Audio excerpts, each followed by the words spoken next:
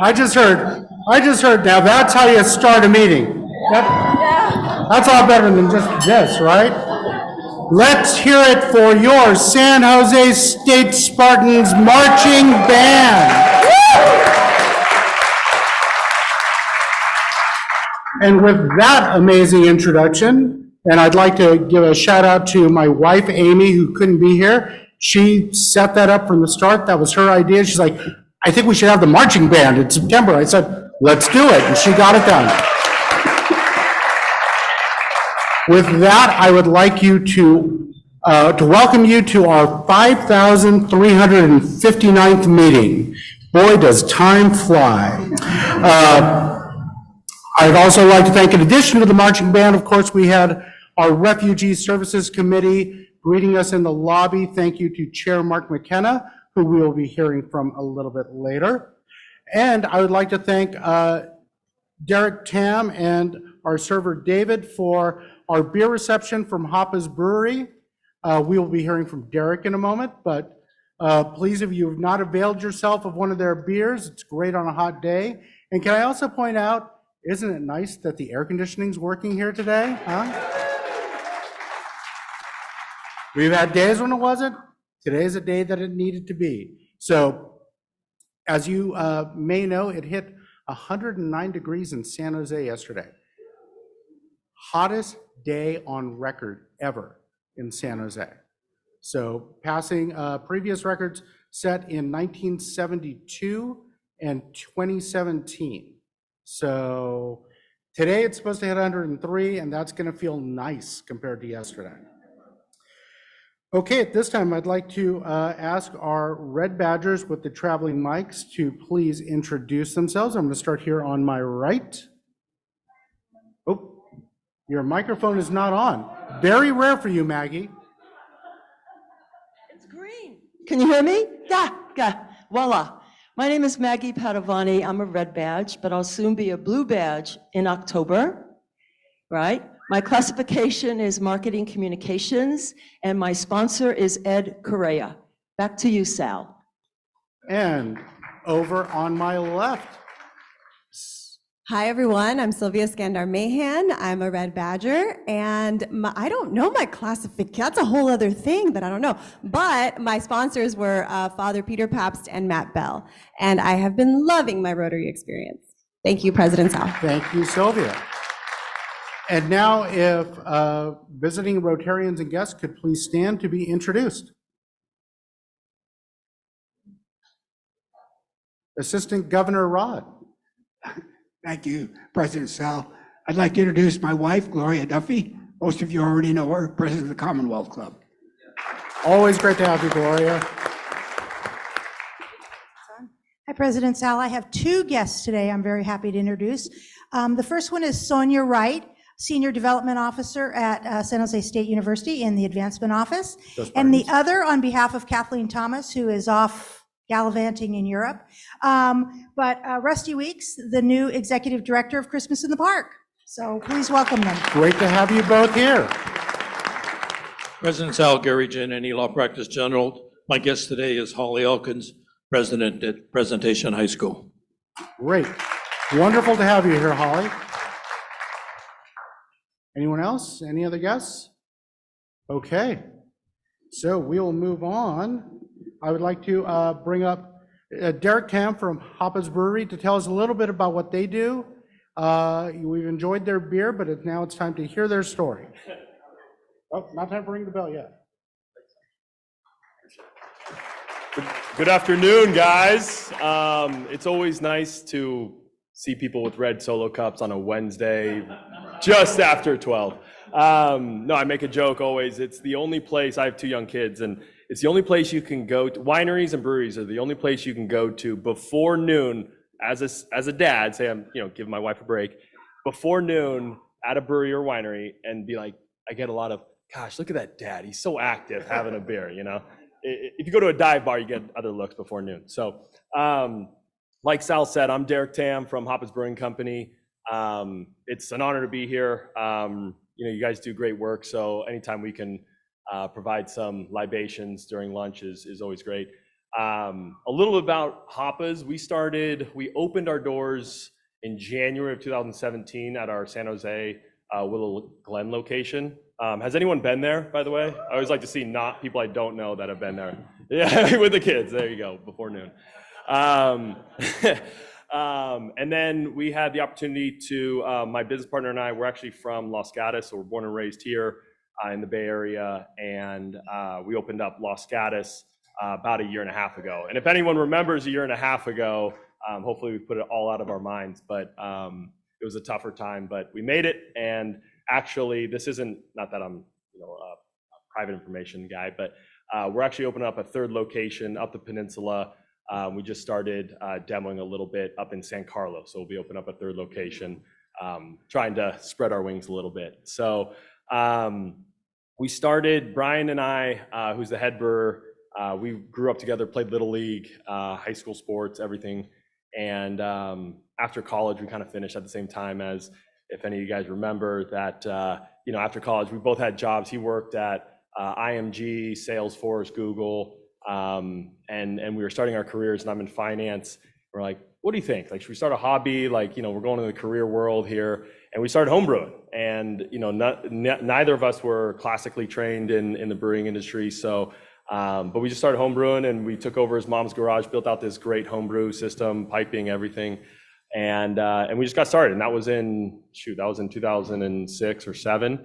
And we said, there's not a lot of great, if you've ever been to Portland or San Francisco, Sacramento, San Diego, where I went to school, there's not a lot of great craft beer options. And, in the South Bay, as, diverse and as cultured as it is here, and love for fun and doing activities, we decided to, hey, why not? And we kind of looked around and looked at a bunch of places and ultimately landed on Willow Glen, right on North Willow Glen on Lincoln Avenue, right where,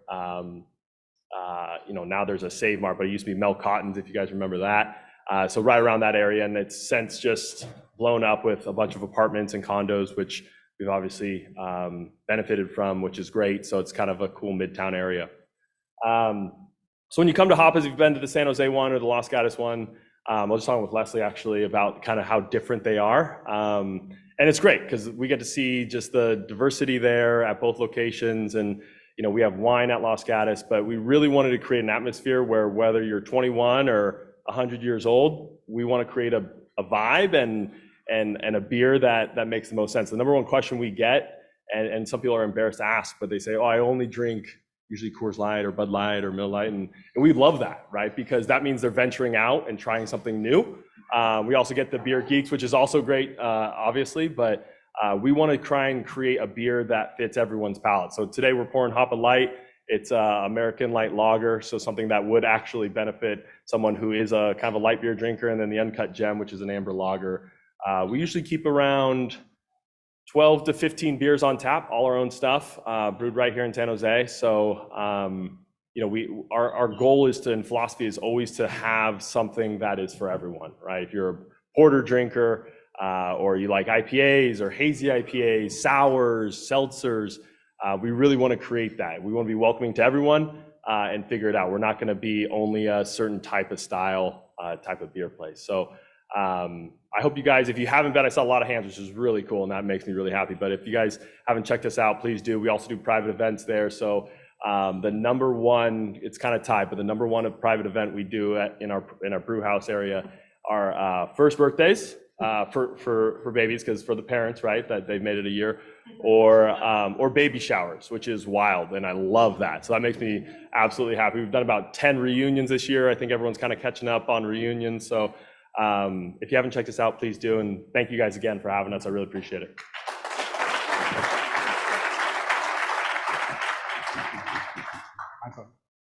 All right, thank you, Derek. Okay, so now we're going to move on to one of our favorite meeting events, which is Ring the Bell, where we can hear some good news from you. So those of you who have some good news to share and want to ring the bell for $100 for our endowment, please stand up now. We're going to start over here with John Kennett. Thank you, President Sal. and thank you for giving me a mic that works. I just wanted to say that I've been in this club for almost 41 years, and over that period of time, I have gotten to know more than 1,000 Rotarians, and all of you have enriched my life and fulfilled my life in unbelievable numbers of ways. I've also probably attended more than 1,000 of these Rotary lunches. Didn't always have a pep band at each one, but but we always had clever presidents. It's kissing up. That's good. So, but today is my last regular meeting. I will be around to participate in the large club conference, but my wife and I are moving to Colorado, where our only son and grandson reside, and and we'll be splitting our time with another vacation home. So it's with a heavy heart that I say goodbye, but it's that moment. And Sal, since I mentioned 1,000 Rotarians and 1,000 meetings, I'd like to ring the bell 10 times.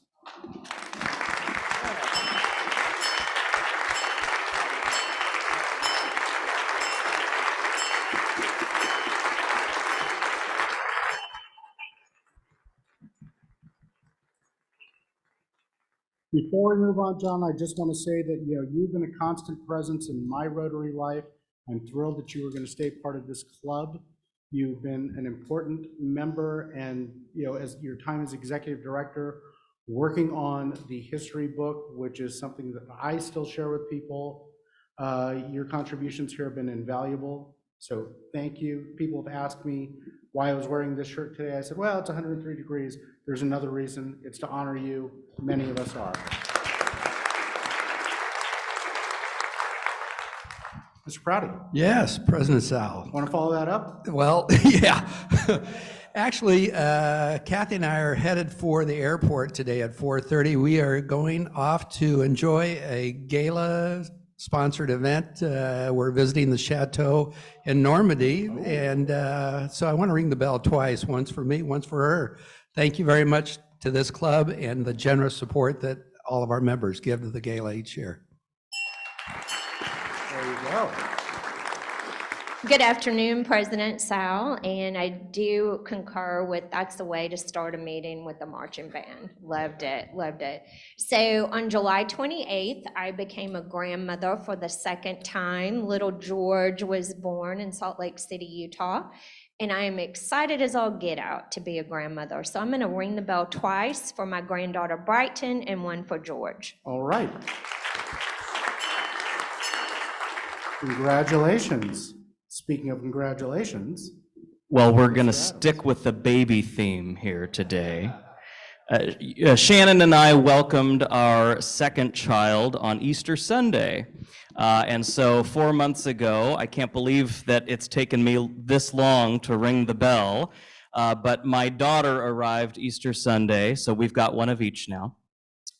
So I'd like to ring the bell once for Olive Elizabeth Adams, who is a fifth-generation San Josean.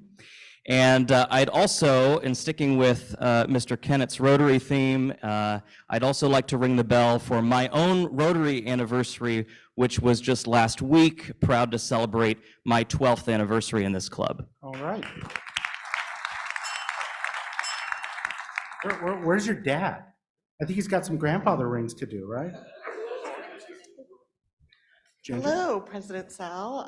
I'd like to ring the bell twice, once for my husband and I's 20th anniversary, and one for dropping off my baby at college in Michigan. Go Blue. All right.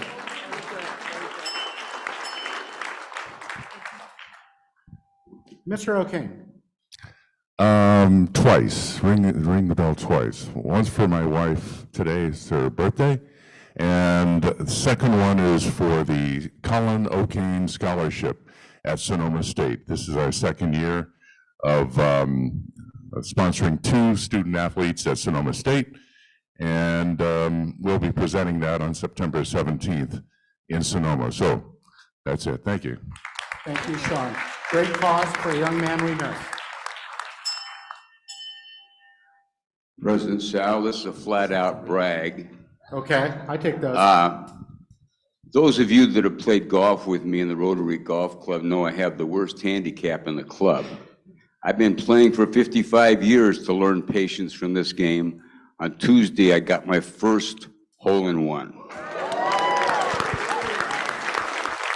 That's worth 4 or 5 rings? We'll give you one. Jeff. President Sal, I have want to ring the bell twice. The first is for my son that I just dropped off at NYU to major at drama at the Tisch School of the Arts. So very proud of him. And the second is that we've started construction at First Community Housing on Roosevelt Park Apartments.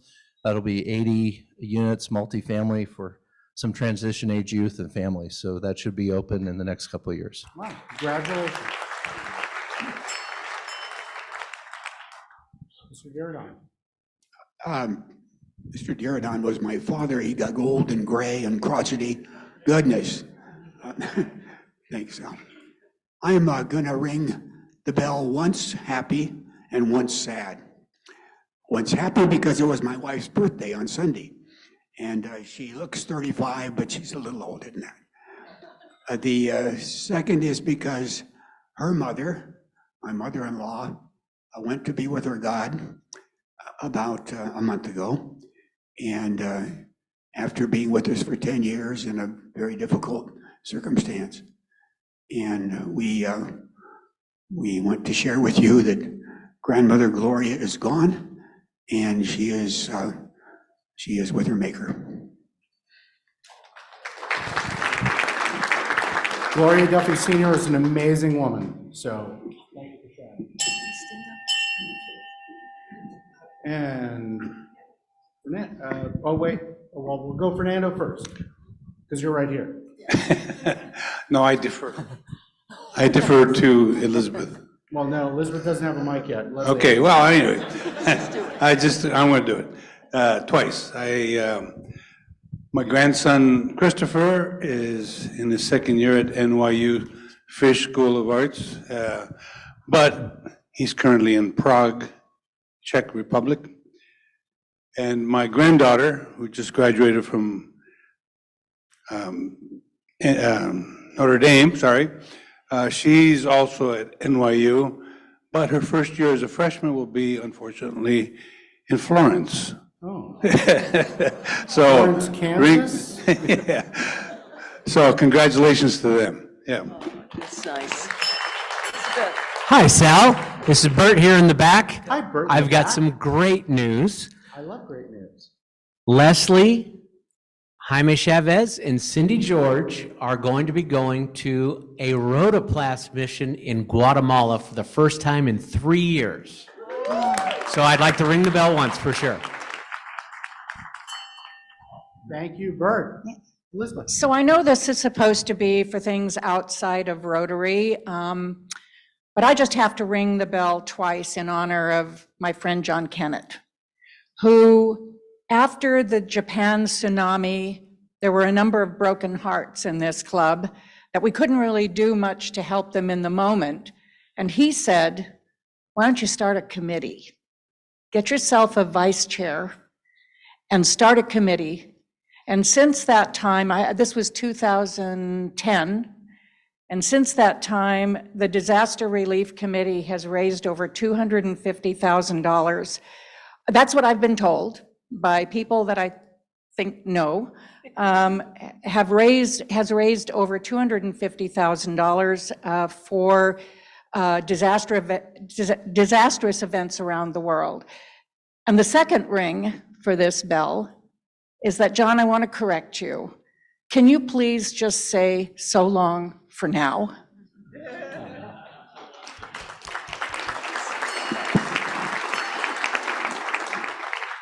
Leslie.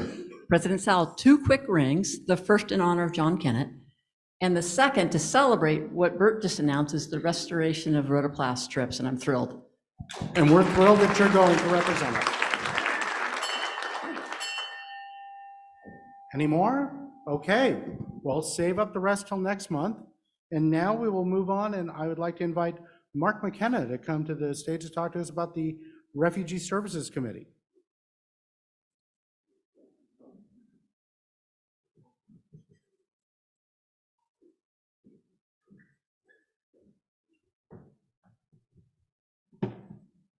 So I'm here to talk to you a little bit about the Refugee Support Committee, which is, I think, maybe the newest committee. We were just formed last year in the spring.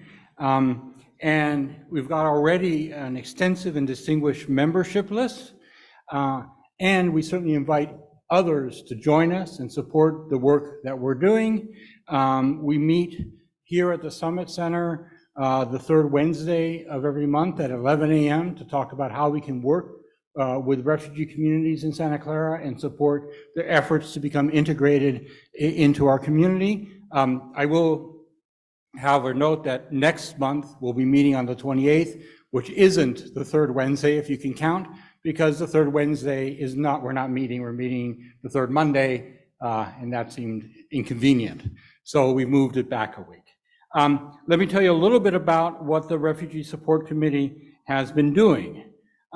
Our focus right now is working with the Afghan refugee community. Now, we don't see the committee as being exclusively focused on that, but we see that as the community that needs the most assistance at this moment. But we certainly hope that as we become established as a committee of the club, we'll expand to support other refugee communities and other immigrant communities that are settling amongst us here in Santa Clara County. Our activities to date have been mainly support for AKI, the Asian Americans for Community Involvement, and their program to adopt a family. We've provided material support to 8 Afghan refugee families to help them get settled. And we're planning support this month for their back to school program to help young Afghans become ready for being more fully able to participate in their schools as they become integrated into them. We've also taken on one refugee family, the family of Faisal Karimi. Some of you may remember he spoke to our club in August, if I'm remembering the month correctly. He's an Afghan journalist and human rights activist. He was recently named a Journalist of the Month by the International Journalist Network. So he's well regarded locally and internationally. And we're helping him with his professional engagement. We're providing some financial support as he gets settled here in San Jose. And we're helping him with looking at employment opportunities.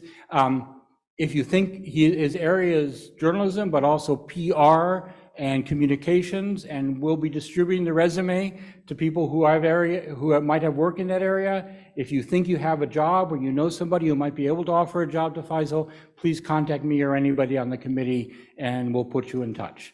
That's one of the areas we really want help them to get started in.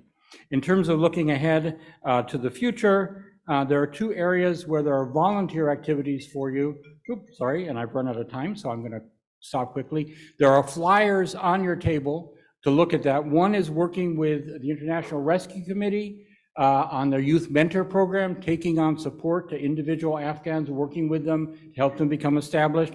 And the other is working with the San Jose Public Library on their English language training program, English as a foreign language, and we're looking for volunteers in both those areas. If you're interested in volunteering, contact me. You don't have to be a member of the committee to be a volunteer. We're looking to mobilize support for these 2 programs. We think they're extremely valuable in the community and will be very effective in supporting the integration of our Afghan refugee families into San Jose.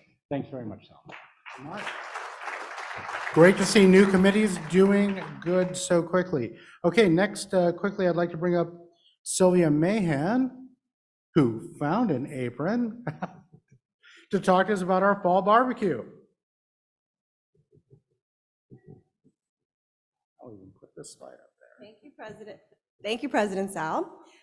All right, so fall barbecue is second barbecue of the year, right? Second barbecue of the year. First of President Sal's year. But obviously it's a really exciting event. If you've been there, you know it's a whole lot of fun. Red Badgers will be there in full force serving you. I will be serving drinks and then the food. And there will be shrimp, deviled eggs, sausages, smoked salmon, New York strip steak, chicken, or a vegetable option for those who don't want meat.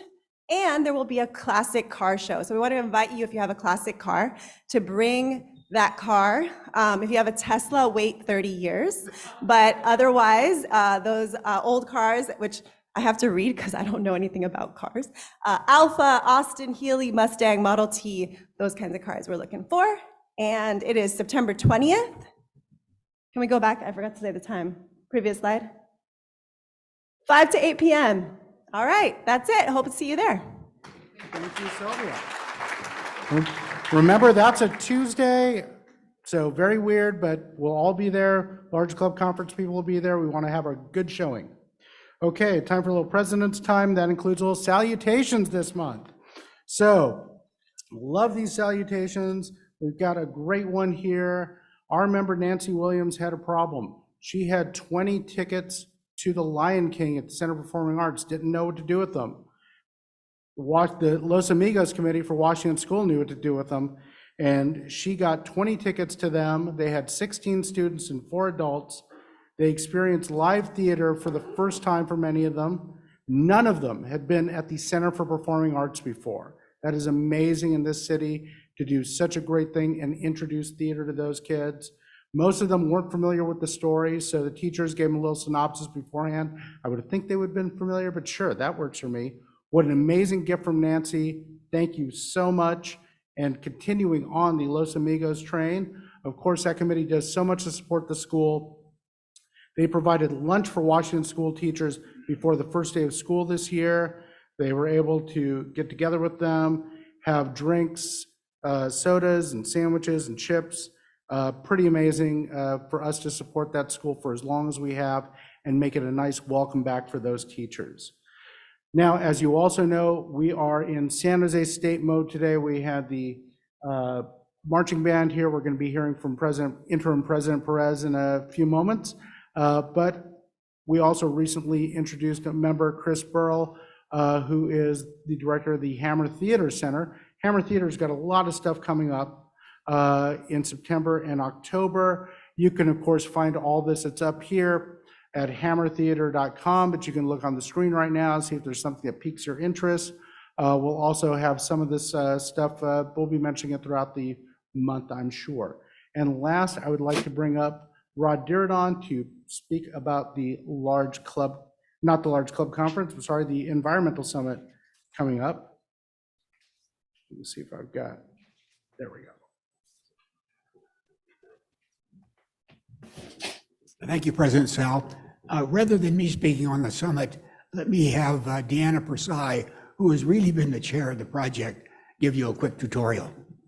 Thank you, Past President Rod. We are so excited about Saturday. There's still seats. If you'd like to register, it's just $20 to come in person or free to come online. We have Speaker of the House, Nancy Pelosi, who's going to be one of our keynotes, as well as our very own Nuria Fernandez. This is all emanating from our Climate Action Committee. So hence the climate, the temperatures, we are trying to get together the Rotary way and move the needle for our children and grandchildren. So please join, come out. It's going to be a glorious event. We just had State Attorney General Rob Bonta reach out this week and said that he'd like to join in on Saturday with a speech. And so there's a lot of movement around District 5170. We'd be really grateful for your attendance. Thank you.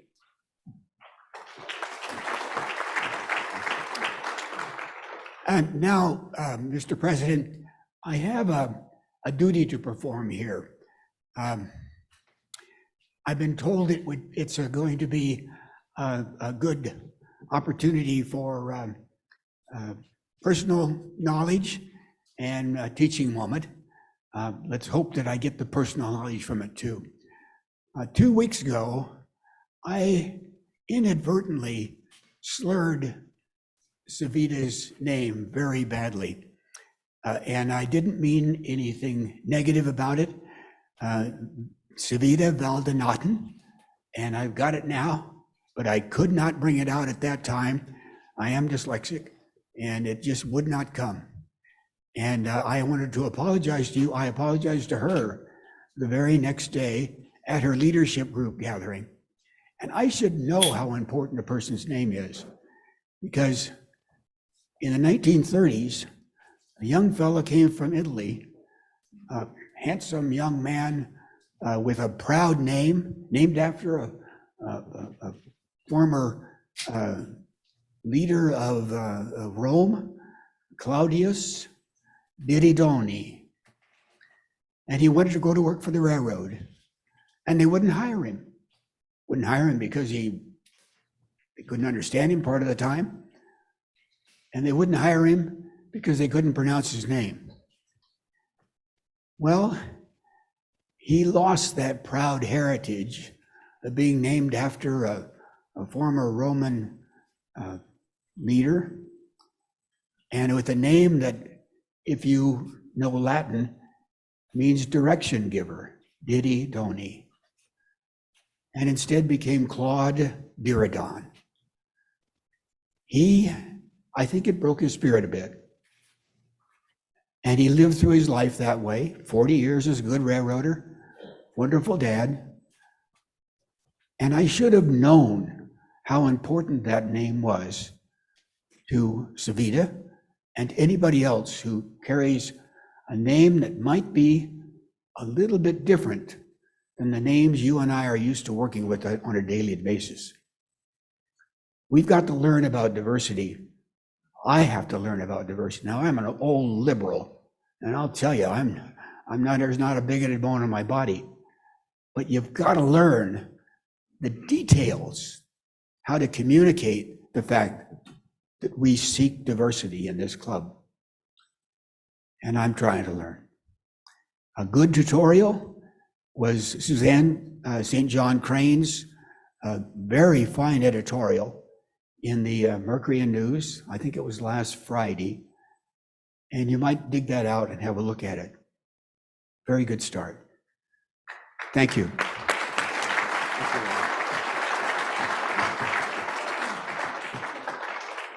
Thank you, Rod. I think we can all learn from those moments. So now let's move on. I'd like to introduce, well, not introduce, we all know her. Janica Clem from our club is going to be in conversation with Steve Perez. Janica, you take it away. Thank you.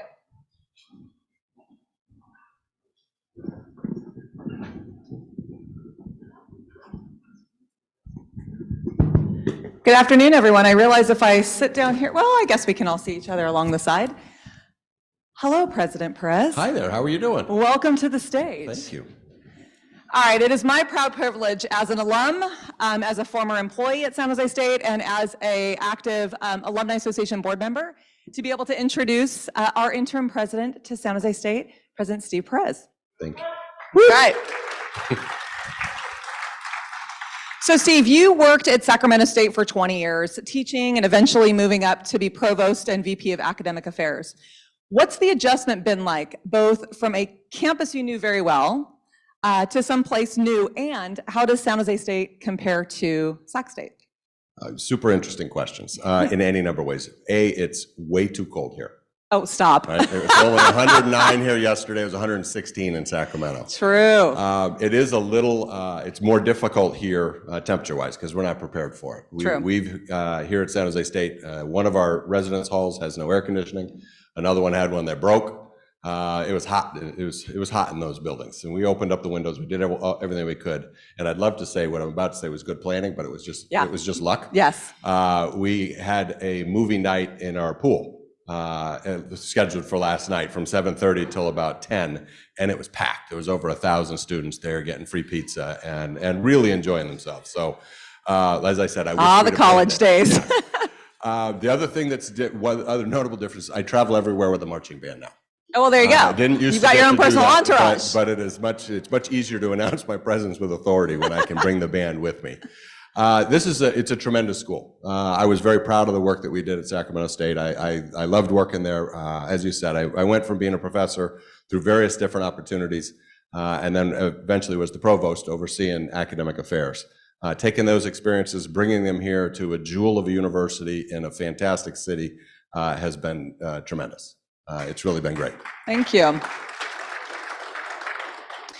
So you know the town-gown relationship is really important to a university and its city. And San Jose, with its past presidents and with the city, has really been working to improve that town-gown relationship over the past several years. How do you see that relationship today, and how do you think that we could further improve it? You know, it's very important for any university, but you get two different types of university where it's crucial. Small towns, San Jose is not a small town, but also urban campuses. We are right downtown. We are integrated with the downtown community. And if you've been around for the last couple of weeks and you see our students that have come back to campus en force, I imagine they're out at restaurants, they're out at stores, and they're really bringing an energy to downtown that probably was missing for the last couple of years as we didn't have them. These students are coming back with a lot of energy. They are more engaged, they are more at activities that we have than we've seen in the past. And they're either hungry from being isolated for a while, or it's just a new generation of students, but it's really exciting to see. It's very important for us, it's very important for us to have a great relationship. If something's good for San Jose, it's good for us. Why is that? Why do you think that is important for the university and the city to be such good partners? Because that's part of what our job is. Our job as the type of university that we are. We're not a research one university. We're a teaching university, but we're research intensive. We do a lot of research, but part of what we do is try to benefit our region and our community. We want to do things that help downtown develop. We want to do things that make Silicon Valley more innovative, if that's possible. Right. That is part of what is in our DNA and what we do. Right, so from workforce development, there's also the small business incubator that's happening at San Jose State. You mentioned research. This is not on my list of questions, but there's a lot of research going on at San Jose State that I don't think people are aware of. Yes, we are not an R1 school. But we did $65 million worth of sponsored research last year. So there you It's the go. most we've done ever in the history of San Jose State. It's the second most within the CSUs, and really tremendous research. If you look at, I get clips every day of where we get quoted or where everybody else in the CSU gets quoted, and we dominate the newspaper clippings because we talk about wildfires. We talk about cryptocurrency. We talk about things that people are interested in and that are important to our state and to our region. From working at San Jose State years ago, that is something that we always wanted to be a thought leader and wanted people to come to us for expertise, and now we are there. We are. And we're just and very growing proud that. of that. It's Yeah. fantastic. And I will refer to it as we because it is the we. How many Spartans do we have? As you should. Either alums, family members, kids, something, lots. See, this is the great thing about this university and this city is you can go anywhere and there will be San Jose State folks with you. Let me real quick. Please. So you all raised your hands. The ones that didn't, you're not Spartans yet. Right? We have lots of programs that you may be interested in.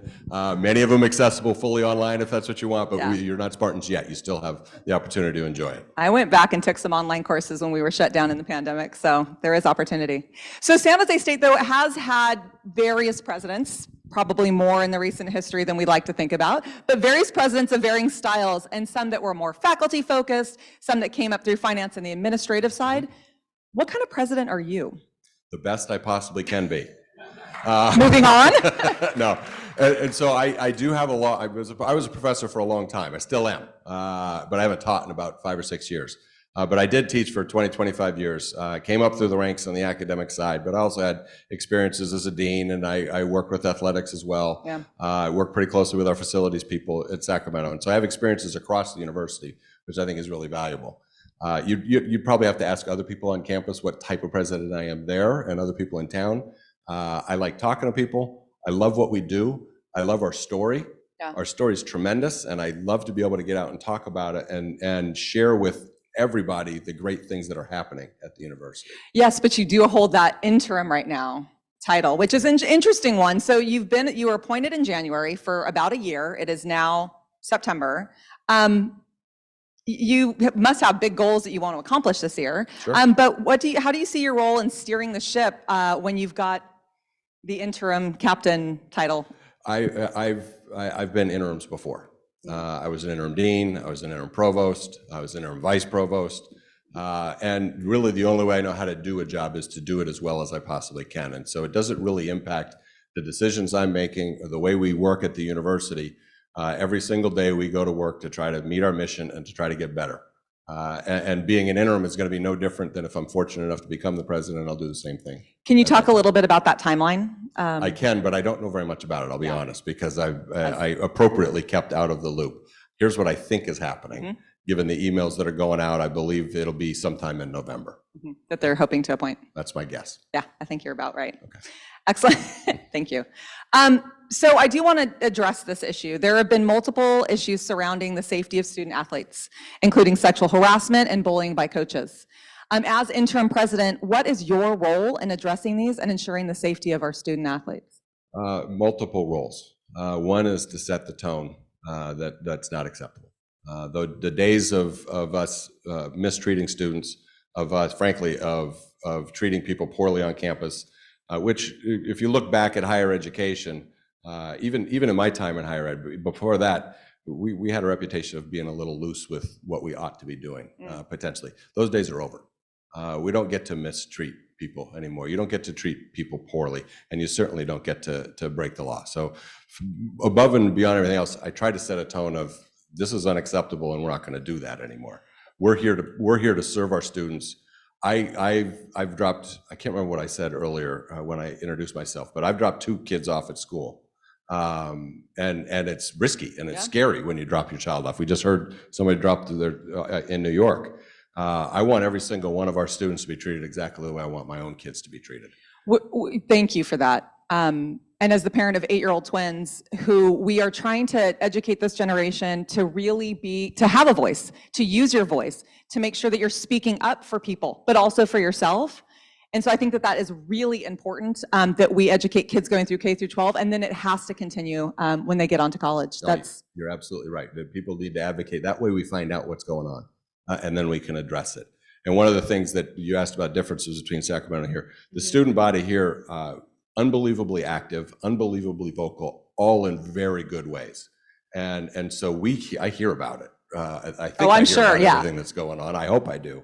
And then we try to address it as quickly as we possibly can. Thank you. One of the most fun things about working on a campus is when you walk out your office door, you never know what protests you're going to see, what signs you're going to see, what students are going to be doing. I think that is one of the most invigorating things about working at a university. Are you experiencing the same, I assume? Yes. Even last spring, when we didn't have as many students on campus, we had press conferences, we had protests, we had marches.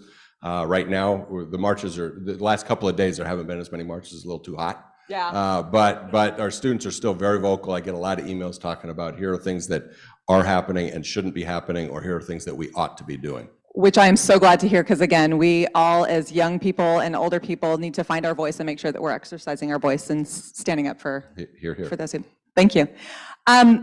There's a bit of an issue in San Jose and the Bay Area around housing. And it impacts universities just like it impacts the rest of the community.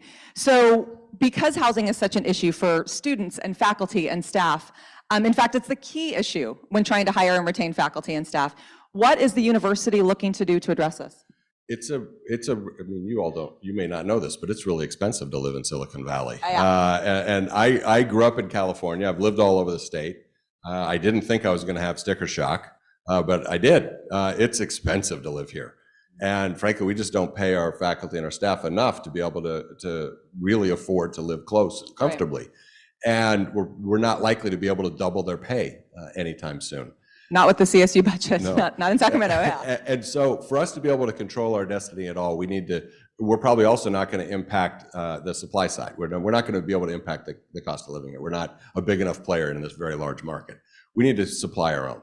Yeah. We need to build housing for our faculty and our staff. We need to build more housing for our students. Some of them need to be affordable options.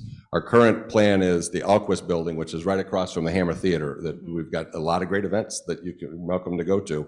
Right across from the Hammer Theater, the Alquist building, we're going to take that down. We're putting up a multi-story apartment complex where we hope to have faculty, staff, and graduate student housing there available at below market rates for our employees and our grad students. And we're also working on plans for more residence halls on campus. And that Alquest building and the land underneath it was granted to San Jose State, from the state? From the state. And then how will the financing work for a project like that? It's a large project, as any multi-story project is going to be downtown.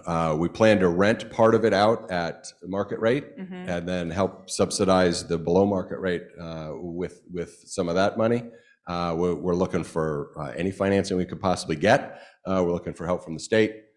from grants we can get, any way we can make it cheaper and make it more affordable. And so that's for faculty and staff. What about student housing? There is plans for Village 2, Campus Village 3. It's been a while since I've been. CV3. CV3. I want you to speak to what's happening on campus proper, and what is your relationship with some of the private developers that are building what they're calling student housing? Can you speak to that as well?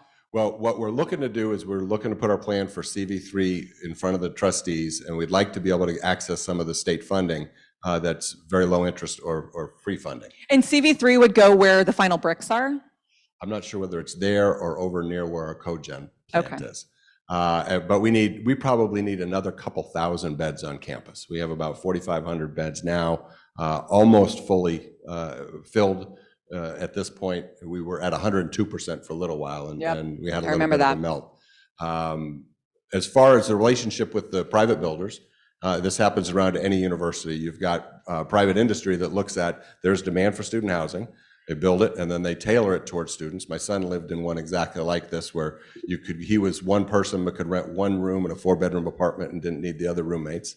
And it is tailored and targeted towards students, and they do as good a job as they possibly can. We don't have a business relationship with any of those, but they do certainly advertise to our students. Excellent.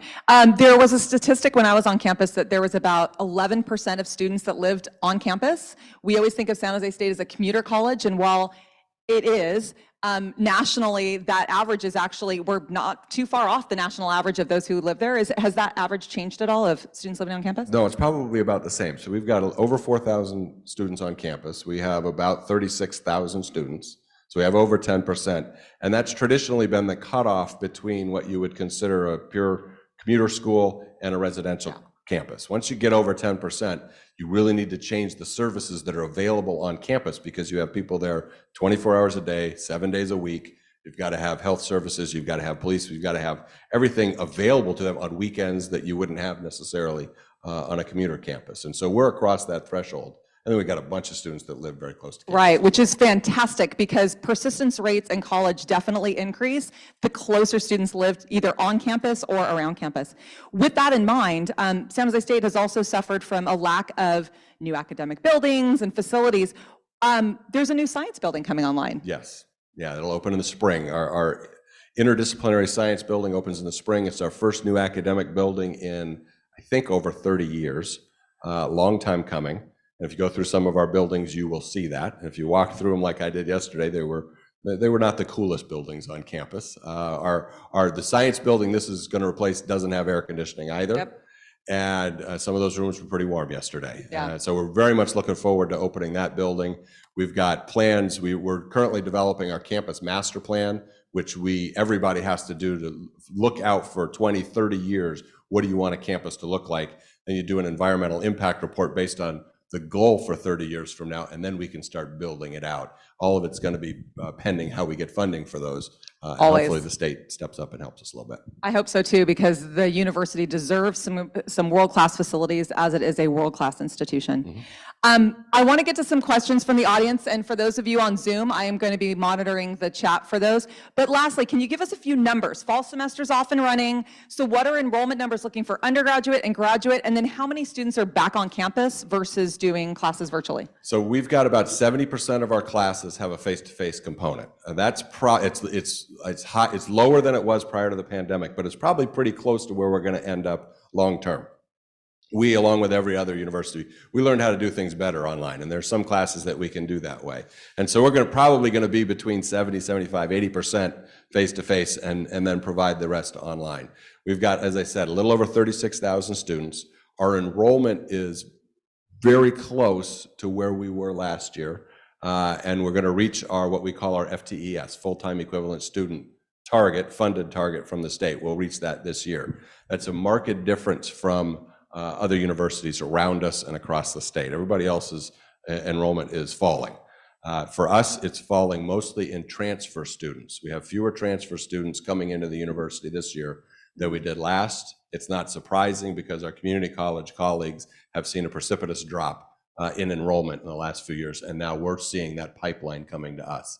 We've made that up with first-time students, and graduate students. We have the largest graduate student population in the CSU, and that we had applications up by about 15% this year for graduate school. Interesting, just because I'm curious, what is the largest graduate program at San Jose State? Is it still library sciences? Library sciences is It one is. of the largest in the country, if not the largest in the country. We turn out more librarians than almost anybody else. Did y'all know that? Yeah, yeah, very. I think that is so Fantastic fascinating. program. It's because it's been a virtual program pretty much since its inception. So you get students from all across the country and all across the world. That's right. Yeah. Yeah. Interesting. All right. Thank you so much. I want to open it up to questions in the audience and questions on Zoom,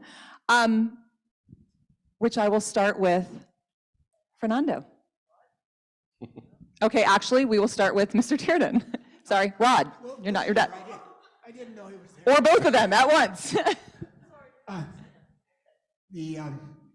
Steve, we're really proud to have you here. Thank you. Not only here in Rotary as a Rotary member, but also in the Valley as the acting president of San Jose State. Thank you. Now, I know you can't campaign for the job, but there is a way that we might do that. And I have to tell you, I've been involved with Rotary for 51 years, and we've never, except for baby Bob Corrett, we've never had a president who reaches out into the community like you do and still keeps the professors happy. And that's a very important combination. We can send emails to the chancellor's office, can't we? I appreciate that, Rod. As I said, I'm just going to keep doing the best job I possibly can. We're going to let the chips fall where they may. Thank you. There is a community representative that is actually on the search committee, and I can make sure to get that name to you, Milan. Could you get it to all of us? Milan, I always say his last name wrong, Ballantyne from African American Community Services. Be careful, don't mispronounce it. I know, that's why I paused based on what you just said, but yes, I will be sure to do that. Okay, thank you. Thank you. Thank you for the kind words. Rod is showing off his 30-year-old Spartan blazer from Spartan Foundation, which is the booster supporter organization for athletics. Thank you for that. So all of you future Spartans, that's what you can aspire to. Fernando. President Steve Perez. A lot of news about student loans has been brought up recently, and I just wonder, is there any effort to counsel or give advice to students who usually have no training or background in money management on what it means to borrow money and what that means for them as they go forward? Is there any effort by the school to give that kind of help to students? Because I think a lot of them could use it. Thank you, Fernando. And I certainly needed it. When I was a student, I didn't know anything about finances or about money. So we have significant financial literacy efforts that we try to inform our students. Here's what you're doing. Here are the decisions that you're making. Here's how they might impact you. But I'm also really proud to say students that come from San Jose State have a very low debt load relative to any other school, certainly across the country. Students that come out of the CSU, the average debt load is significantly lower than other places because our costs, at least for our students, while they're high for our students, they're low relative to the rest of the country. We work really hard to make it as cheap as we possibly can and maintain the highest quality as we possibly can. So it is important because when our students come out with loans and it impacts their ability to buy a house or it impacts their ability to build up equity, it impacts the rest of their lives. There are some times when it's better for students to take loans than to work 4 jobs. But you got to take good loans, you got to take low interest loans that are going to be easy and manageable. And that's exactly what you're talking about. How do we teach them financial literacy so that they can do good planning and think forward ahead and how it's going to impact them? So we work hard at that. It's a really important question and obviously one that's hitting the news, and it is, college is expensive. Yep. It is. I'm going to go to a quick question on Zoom and then we'll get to Jeff just a second. So we're seeing that some high school graduates that are now going off to college are getting to college. These are students who were out for almost 2 years, are freaking out, and some have had to come home. Are you seeing some of this that's happening at San Jose State? Are you seeing any of the reasons, any issues with some of our incoming freshmen? Sure. I mean, try to imagine, right? Whether you loved high school or hated high school, try to imagine the last 2 years of it being virtual. where you didn't go to class and you didn't see your friends and you didn't build up those social networks and those social skills that we expect students to build up during their adolescent years. Your head's shaking. I can't imagine. It's unimaginable. Some of us can't even get back into the office. Yeah, and I literally, I had a student a couple of years ago tell me, Dr. Perez, you expect us to know everything. Remember, 3 months ago, we had to raise our hands to go to the bathroom when they were in high school. And so the transition's hard under normal circumstances. And now we're taking our students that don't have a lot of experience and haven't been in classes for a couple of years and expecting them to be able to deal with the stress and the anxiety that comes from being in a brand new place and a brand new environment. So what we are seeing is an increase in anxiety, an increase in stress, and everywhere it's being seen all across the country. And so we try to step up with it's a CAPS, or Counseling and Psychological Services. Yeah. We make sure we've got what we've got going right now, which is our weeks of welcome, that was part of the pool party. And it's about 3 weeks to a month worth of activities for students that come to campus. They can immediately get involved and start having some fun and interacting with their student colleagues. And as I said, what we're seeing is they're hungry for it. Yeah. They're coming back in force. That's excellent. San Jose State has had years of focusing on mental health and wellness, so I am glad that you guys had the systems in place. Crucial. Jeff. Hey, Dr. Perez, Steve. I, along with some other folks, work with the homeless. We have concerns around that within the community, and I just wanted your impressions of that issue, or how you characterize that for your students at San Jose State, and are there sort of measures that you're taking if that's a major problem at the university? It's a problem everywhere, right? And you don't have to drive around very far in any city to see our unhoused neighbors sleeping on the street, not knowing where they're going to sleep the next night necessarily. It's something that we as a culture need to address, and I know we're working hard at it. I've been to one meeting of the Unhoused Impact Committee. Plan to go to more. I know our candidates for mayor are talking about how to do it. I was on a board in Sacramento that worked with our unhoused community. It's everywhere, and so that means that it impacts us as a campus. It impacts us because we're right downtown, but it also impacts our students. So we do have a number of our students who are housing insecure. We've got an office, we call it SJSU Cares, and if a student needs anything, they can go there. We've got a food pantry that they can go and get free food. We've reserved 12 of our beds in our residence halls for a student. If they need emergency housing, they can come and sleep in the residence halls for up to 4 weeks. We've got a relationship with the Bill Wilson Center for rapid rehousing within the community. This is not something universities did a long time ago. We didn't pay attention to basic needs, and maybe we should have, but we are now.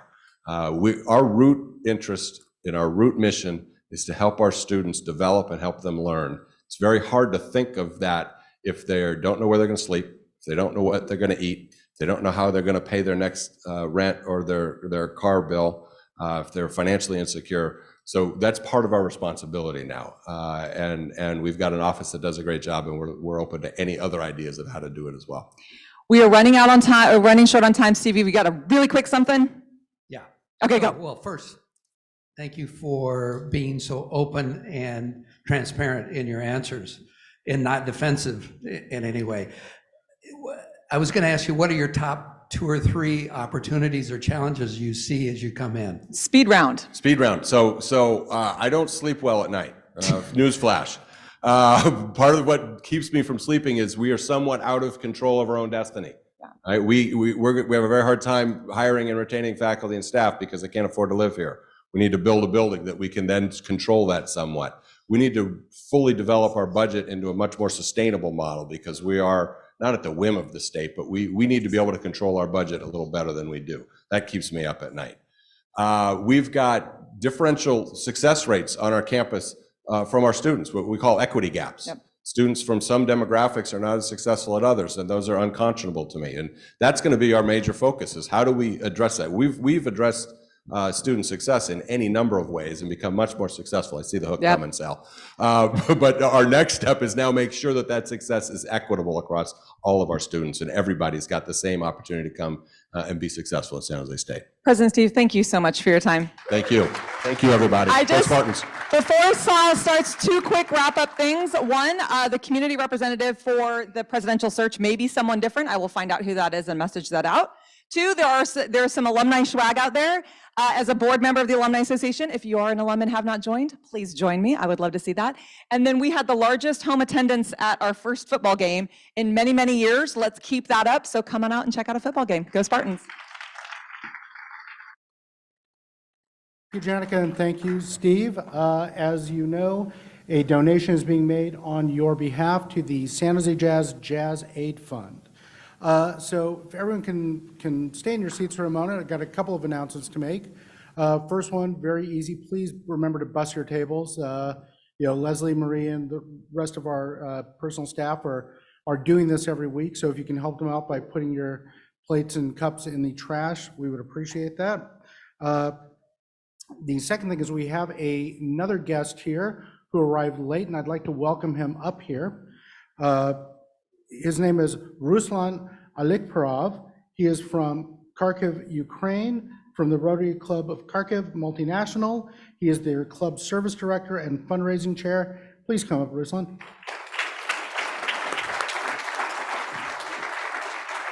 You want to say a couple of words? Hi, guys. Hi, everywhere. I'm from Kharkiv, Ukraine. I'm very proud to be so nervous. Yeah. Just a moment. So I'm so proud to be here and like to thank you.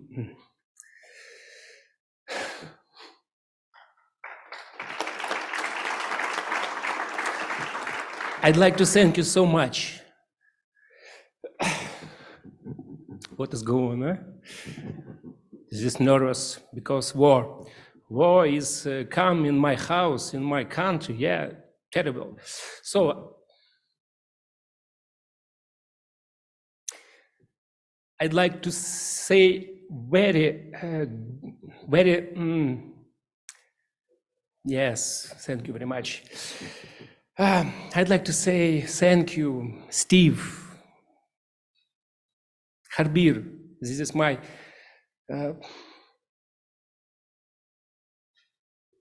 like family, yes? Do you understand? So, excuse me, I'm nervous. I'd like to say that right now in Ukraine, more than 200,000, yeah, thank you, very needs in supports, in help from all the world, from, you say exactly, from you. We need this help immediately because, as you know, Ukraine is not located like Texas. Yeah, we have no big temperature in winter. Yeah, in winter very freezing. So people will die because most of them lost his flats, his houses, and we need help. Yeah. Thank you again.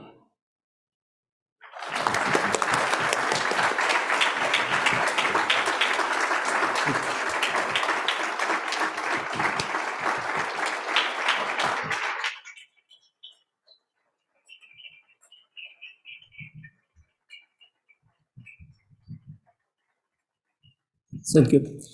From my club, Kharkiv Multinational, with my proud, with my emotional proud, yeah, 2 years. Thank you. Thank you. We've got one for you too. Yes. Thank you, Ruslan. So the city of Kharkiv is in terrible danger. They've got 200,000 people who need shelter. Harbir from the Santa Clara Club has been taking Ruslan to various Rotary clubs. If you'd like more information on how to help what's going on there, please contact Steve Borkenhagen or if you can contact Herbert at the Santa Clara Club, we'll have their information in the bulletin this week. So thank you very much. Next week, we've got, see if I can get control of this again. Our mayor, Sam Liccardo, will be giving his last State of the City address. So please come for that. Thank you for coming this week, and please keep the good times rolling and stay cool, stay hydrated.